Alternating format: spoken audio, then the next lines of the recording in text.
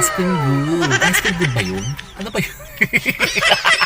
Naku, seryoso. Kumusta kayo ha, mga kumari kong tigang? Nako, good morning po. At ito ha, mga kumari kong tigang, tayo outdoor vlog na naman kasi tayo nga po ito, nasa UP na naman kasi tayo nga po ihinatid natin si Gabi sa school. At yun na nga, si Mariosep. Ngayon po December 12 na ha, mga kumari kong tigang. Ilang araw na lang po. Nako, parang ilang araw na lang. 19 days na lang ha, before Christmas. Kayo po baga ha, mga kumari kong tigang, nakapag-prepare na ng mga iaalay natin at iahanda natin sa pagpasok ng Pasko at ng yun na nga, bagong taon. At kayo po baga ha, mga kumari kong tigang, pumipick up na ngayon yung may mga negosyo dyan. Nako, marami na po ba kayong mga call, mga racket ha, mga kumari kong tigang, yung mga side hustle, kasi syempre peak season na ngayon ha, mga kumari kong tigang. Nako, maganda po itong panahon kapag kaganto pong magpapasko, talagang lahat po ng mga negosyo nagbo-boom. At yan po ang topic natin ngayon ha, mga kumari kong tigang. Kung halimbawa kayo po talagang dumanas ng sobrang kaulatan itong mga nagdaang buwan, halimbawa kayo po medyo nalugi-lugi, kayo po medyo dinagasa ng yung kamalasan sa pagbebenta. Alam niyo po ba ha, mga kumari kong tigang, na ito yung pinaka the best season para tayo po makabawi ulit, para maka-break even man lamang tayo at kumita tayo ng mas malaki. Kasi ngayon syempre Pasko po, dapat po kayo magpursige ngayon at maganda po ngayon mag-open po ng mga bagong mga businesses, mga bagong negosyo. Kahit yung mga pang seasonal season. Kumbaga yung mga seasonal mga side hustle baga. Halimbawa, kayo po yung mahilig magbenta-benta. Di ba usong-usong ngayon yung mga putas-putas, yung mga iba't ibang mga bilog-bilog na prutas pagka magpapasot, magbabagong taon. Marami nagbebenta niyan sa mga yung mga kalsada, sa mga palengke, sa mga gilid-gilid. Ako'y maraming nakikitang ganyan. Tapos mabenta ngayon ng mga laruan, mga damit-damit, o kayo po'y rumakit, magbenta-benta kayo ha, mga kumari kong tigang. Tapos yun na nga, kasi ito po yung pinaka-the best na season nga po sa pag-open po ng mga bagong mga businesses, mga bagong pagkakakitaan. Bawa kayo po'y magluto ng mga salad-salad, mga ham, mga rellenong bangus, ganyan, rellenong manok, lahat ng relleno. Bakit ganun? Parang smoky na naman. Leche Di ba nagsisiga? Huwag ka magsiga dyan! At ako'y nagbablog dito, parang smoky. Bakit? Against the light. Ako kasi tayo ngayon naandito sa may, harapan dito ng Oblation, dito sa may, ano ba to? Ano bang building to? Pisay ata to Dito sa may Pisay. Naandito tayo. Dito naman po yung ano ba tong lintik na to? Hindi ko maintindihan to. Ito ba kasi ayun si yung si Oblation, ayun Si Oblation, ayun. Dito tayo napapwesto kasi nga dito medyo malilom-lilom. Kasi doon po sa baker naman parang may ginagawa ata doon, mayroon ata atong party mamaya So back to topic tayo ha, mga kumari kong tigang. Yun na nga, kung kayo nga po ha, mga kumari kong tigang ay nagpaplano nga pong magnegosyo at magbukas ng mga bagong mga businesses ngayon, o kayo po yung halimbawa magra-rackets, side hustles lang kayo dito ngayong season, bagong taon, ngayong Pasko, talagang kayo po'y bebenta dyan ha, mga kumari kong tigang. Yan, subukan nyo yan. At kayo po'y talagang ngayon, hindi kayo malulugi. Talaga ba? At kung gusto nyo po kayo po talagang makaakit pa ng mga positibong enerhiya sa larangan po ng pagbebenta, yung talagang walang humpay, talagang kayo talagang dadaga sa inang napakaraming benta. Alam niyo po ba, mga kumari kong tigang, na meron naman po tayong mga bagong naabata na mga bagong mga lucky charm, pampaswerte at butya na pwede niyo pong gamitin na pang-akit na naman ng lahat ng mga biyaya ng buhay sa bentahan. Talaga ba? Opo ha, mga kumari kong tigang. At eto, magpe-flex ako sa inyo ng dalawa ngayon na isang napaka-powerful na mutyang pampaswerte na pwede nyo pong gamitin at pwede nyo pong gawing lucky charm nga po para kayo talagang makahalina ng maraming parokyano, kliyente at customers po ninyo para talagang kayo bumenta ng marami. Kasi talagang ito po'y proven ko na ha, mga kumari kong tigang, ang power at virtud nito. Ano ba yan? Yun na nga ha, mga kumari kong tigang, wala na masyadong chika talakis. Eto na, flex na natin siya. Ang dalawa pong tandem po ng, napaka-powerful na pampaswerte na tinatawag na kahoy ng kulubot at ang mutya ng uli-uli. Ito po ha, mga kumari kong tigang. Ito po yung buto ng uli-uli. Alam niyo ba yung uli-uli? Kasi meron din po tayong kahoy ng uli-uli. Napakaganda niyan ha mga kumare kong tigang. Sa larangan po ng pagbebenta, kung kayo po makakaatikha niyan, yung kahoy ng uli-uli. Ito po yung kahoy na pabalik-balik. Yung kahoy na bumabalik-balik na nagpapaikot-ikot po at magandang bertud po niyan sa larangan po ng pagbebenta. Ito po yung pinakamutya niya o yung buto. Kasi alam niyo po ba yung puno ng uli-uli ay hindi yan madalas namumunga at nakakuha ng buto. So ito po yun. Yung akin, ito nakatikha ngayon na mutya ng uli-uli. Yung pinakabuto niya ay talagang napaka-powerful po nitong yun na nga, makapagpaswerte at makahalin na nga ng maraming parokyano. Baka talagang parang smoky. Makalipat kaya na ibang pwesto. Okay lang ba ha mga kumare kong tigang? Kasi may nagsisiga ata dito eh. Leche na naman eh. Kayo binubuksit na naman eh. Leche. So ituloy na natin ha mga kumare kong tigang. Kasi sandali lang ito. So ito po ha mga kumare kong tigang. Kung kayo po nag-iisip pa ng mga bago mga pampaswerte na magagamit nga po ninyo sa larangan po ng pag-akit ng mga tao para kayo talagang dagasain ng maraming benta, subukan niyo po ito. Ang mutya ng uli-uli. Ayan ha mga kumare kong tigang. Talagang kayo puputusin dito ng napakaraming benta kapag kayo po gumamit po nito. Yan o, tingnan nyo. Ganyan lang po ha mga kumare kong tigang. Isang klase po yan ng buto ha mga kumare kong tigang ng isang punong kahoy na tinatawag ng yun nga, yung puno ng uli-uli. Yan, ako napakaganda niyan ha mga kumare kong tigang. At ito naman po yung isa na tinatawag naman pong yan yung kahoy na pulupot. Nakapulupot po siya ha mga kumare kong tigang. Talagang meron po talagang mga sangang ganyan na pumupulupot. At alam niyo po ba, kapag kayo po nakakuha po ito sa mga kagubatan, nako, bihirang-bihira lang din po makakuha po ng ganito. Yung talaga pumupulupot baga. Siguro by nature po talaga nagkakaganyan siya ha mga kumare kong tigang.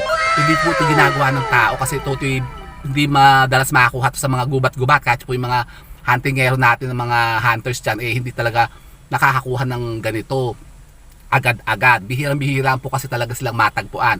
So ganyan po siya ha mga kumare kong tigang. O lalabas ko sa sa pouch niya. Ito po naman ha mga kumare kong tigang napakasimple lamang naman pong gamitin. Kayo lamang po mag-aatikha lamang po nito nung ating mga kahoy na pulupot. Tapos ito po ilalagay nyo lamang po sa isang pouch na pulang ganyan.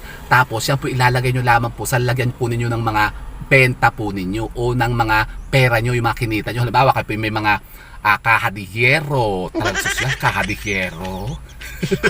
Yung mga cash registers po ninyo o dyan sa mga belt bag nyo, yung lalagyan ng benta o doon sa apron po ninyo o dyan sa mismo pong mga wallet o pitaka nyo ha mga kumare kong tigang.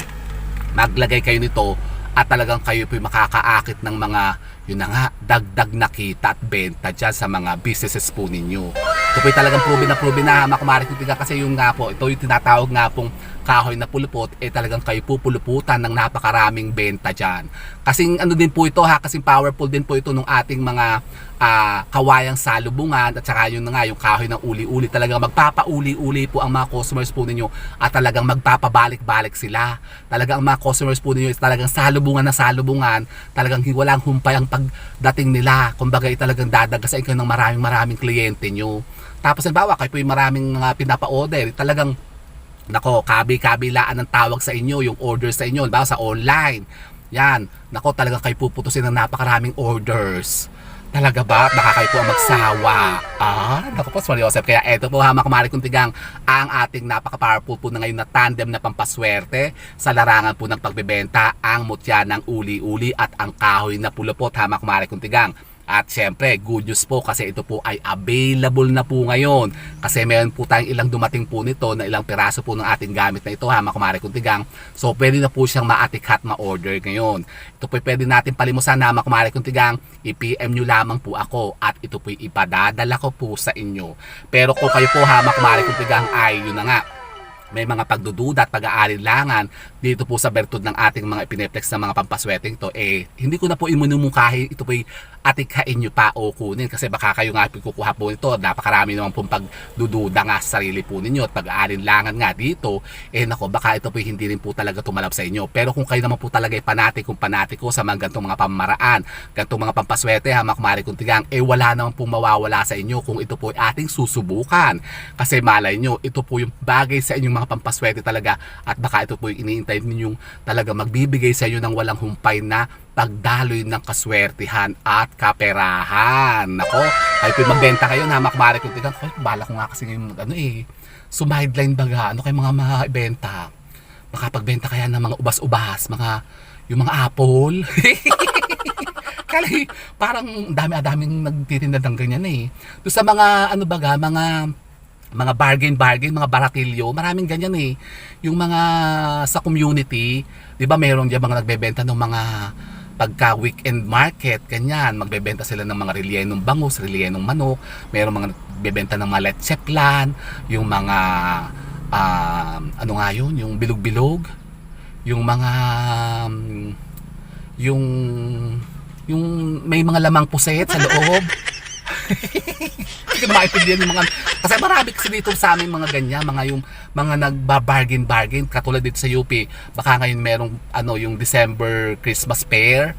Nako, yan po yung naabatan ko kasi marami din nagbebenta ng mga local products baga, katulad po ng mga bangus-bangus, yung mga naka-bottled na, yung mga Spanish style na mga bangus, gusto ko yan eh. Tapos yung mga mani-mani, ganyan, yung mga fruit cake. Nako, yan yung naabangan ko, yung mga fruit cake na masarap. Kasi alam niyo po yung mga ganyang mga local tawag doon yung mga local tindera ba yun? Local businesses na ganyan, yung mga local entrepreneur na ganyan, yung mga nagbi-business, yan po yung masasarap talaga. Bawa yung mga yung mga nagluluto ng mga fruit cake, mga nagluluto ng relyenong bangus, diyan kayo mag-order. Kasi alam nyo, masasarap talaga yung mga recipe nila kasi meron silang mga secret mga recipes. Hindi katulad po ng mga nabibili yung mga commercialized na, yung mga masyadong commercialized na mga ham, ganyan, yung mga leche plan na ino-order, diba? Parang minsan puro harina na lang eh. Yung mga relleno nila walang kwenta, leche. Nakapas, Mario Joseph.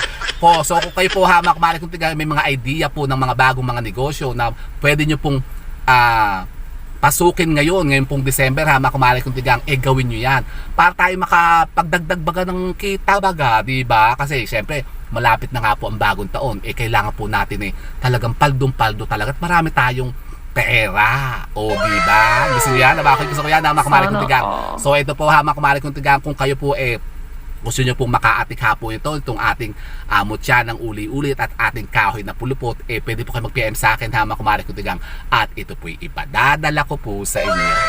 O di ba ga? So yun po kumari kutigang, sana po may napunta na mga bagong idea at kaalaman sa larangan po ng pagpapaswerte dito po sa ating channel, kumari kutigang, at abangan nyo pa rin po yung ating mga ipeplex po ng mga bagong videos dito, kumari kutigang. Yun nga, isa-isa na po natin yan, yung mga maswerteng pagkain na dapat ihanda po natin ngayong bagong taon, at yung maswerteng prutas, isusunod na po natin yan. Yung mga iba't ibang prutas na dapat po meron tayo sa ating mga habagkainan ngayon pong papasok ang bagong taon. So with that, mga kumari ko tigang, keep safe and God bless. Thank you for watching and don't forget to subscribe my channel. I know you like it. And don't forget to brush your teeth. Dahil mga kumari kong tigang, order na po kayo ito mga kumari kong tigang, baka maubusan na naman kayo nito. O di ba ga? Nako. Sino ba yung siga ng siga Nako. Shatteran na nga. Naka-leche na Nako po, ano ba yan? Ako yung natotom dyan sa naman Punta muna tayo sa palengke, siguro tayo kumain ng lugaw. O ng panset. Tom Jones na naman ako let's go. Tignan nyo. Dito kasi tayo ngayon sa Pisay ata to, sa Pisay. Dito po to kasi sa may papuntang to post office. Doon ang post office na andun. Yun ang post office. So ito naman yung papunta naman sa Baker Field. So dito tayo. Ikot na lang tayo doon. Tapos tayo punta ng palengke. Diretso tayo ng palengke kasi tayo bumili ng ano bang maulam ngayon? Ano bang masarap-sarap maulam? Kumari kong tigang. Mag-suggest nga kayo ng mga iulam. O comment down nyo dyan yung masarap na iulam ngayong araw. O yan, tingnan nyo. Nagse-set up kasi sila dito ng stage Mayroon ata mamayang program o party, something like that. Ano ba? Paskong UPLB. Talaga ba? Paskong UPLB. Yan may Paskong UPLB 2024. Diba? Wow, ang ganda ng Christmas tree nila. Yung pa rin last year, hindi na bago. Parang recycled ang kanilang Christmas tree. Oh, siguro maganda dito sa gabi. Yan, mamasyal-masyal kayo dito ha, mga kumari kong tigang dito sa UP Los Baños. Oh, ang ganda ng mga pa-lighting effects nila dito. Oh. Siguro maganda dito mamayang gabi, makatambay nga dito. Oh, siya, sige na mga kumari kong tigang, at tayo, ito na, punta muna tayo sa palengke.